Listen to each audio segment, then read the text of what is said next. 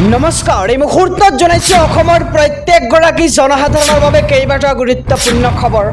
আজি হৈছে 19 এপ্ৰিল। আজিৰ দিনটোতে অসমৰ লগতে ভাৰতবৰ্ষৰ বিভিন্ন প্ৰান্তৰ পৰা কেইবাটাও গুৰুত্বপূৰ্ণ খবৰ যুগুত কৰা হৈছে। এই মুহূৰ্তত জনাইছো আজিৰ প্ৰথমটো খবৰেই ৰাজ্যবাসীৰ বাবে এটা ডাঙৰ খবৰ। পুনৰ 3 কোটি দৰিদ্ৰ লোকে লাভ কৰিব চৰকাৰী ঘৰ। PMAY আঁচনিৰ অধীনত লাভ কৰিব আপুনি চৰকাৰী ঘৰ। কোনো দৰিদ্ৰ লোকে চৰকাৰী ঘৰ নোপোৱাকৈ এইবাৰ নাথাকিব। দৰিদ্ৰতা নিৰ্মূল কৰাৰ বাবে চৰকাৰে ল'ব এক বৃহৎ পদক্ষেপ। সকলো বৃদ্ধ দৰিদ্ৰ লোকৰো চিকিৎসা কৰাৰ আশ্বাস এইবাৰ প্ৰধানমন্ত্ৰী নৰেন্দ্ৰ মোদীৰ। নলবাৰীত নিৰ্বাচনী প্ৰচাৰ চলাই এই মন্তব্য কৰে প্ৰধানমন্ত্ৰী নৰেন্দ্ৰ মোদীয়ে। আৰু পুনৰ 3 কোটি দৰিদ্ৰ লোকে লাভ কৰিব চৰকাৰী ঘৰ আৰু PMAY আঁচনিৰ অধীনত আপুনি লাভ কৰিব চৰকাৰী ঘৰ। এই মুহূৰ্তত জনাইছো আজিৰ 2 নম্বৰ খবৰটো। হোৱাটছএপত আহি গ'ল এটা ডাঙৰ সুবিধা। ড্ৰাইভিং লাইচেন্সৰ বাবে আপুনি যাব নালাগে কাৰ্যালয়লৈ। আপুনি পান কাৰ্ডো বনাব পাৰিব এটা মেছেজৰ জৰিয়তে। মোবাইলত হোৱাটছএপ খুলি আপুনি লাভ কৰক এই বিশেষ সুবিধা। হোৱাটছএপতে আপুনি লাভ কৰিব ড্ৰাইভিং লাইচেন্স আৰু পান কাৰ্ড। আহি গ'ল এই নতুন সুবিধা হোৱাটছএপৰ। মাত্ৰ আপুনি HI অথবা হেল্ল' লিখিয়েই লাভ কৰিব সুবিধা। আৰু মাইগভ হেল্প ডেস্কে আগবঢ়াইছে এই বিশেষ সুবিধাটো। আপুনি মেছেজ কৰক এটা নম্বৰত। নম্বৰটো হৈছে 9013151515 নম্বৰ। আকৌ জনাইছোঁ নম্বৰটো যে নম্বৰটো হৈছে 9013151515 নম্বৰ। আৰু হাই অথবা হেল্ল' তাৰ লগতে ডিজিলকাৰ লিখি আপুনি প্ৰেৰণ কৰক এটা মেছেজ।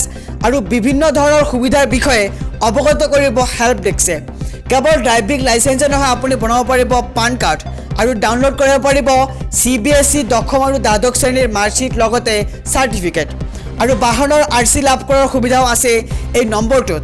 আৰু ডিজিলকাৰত ইতিপূৰ্বে নথিপত্ৰ ছেভ কৰি ৰখাসকলে লাভ কৰিব এই সুবিধা।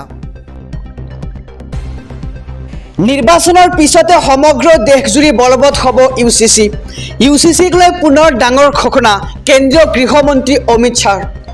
UCC বলবৎ হোৱাৰ পূৰ্বে হ'ব পূৰ্ণ চৰ্চা আৰু ধৰ্মৰ আধাৰৰ ভিত্তিত আইন হ'ব নোৱাৰে। জনতাৰ হিতৰ বাবে আইন হ'ব লাগে আৰু সমাজ ব্যৱস্থাক শুধৰণি কৰাৰ বাবে আহিব UCC ব্যৱস্থা।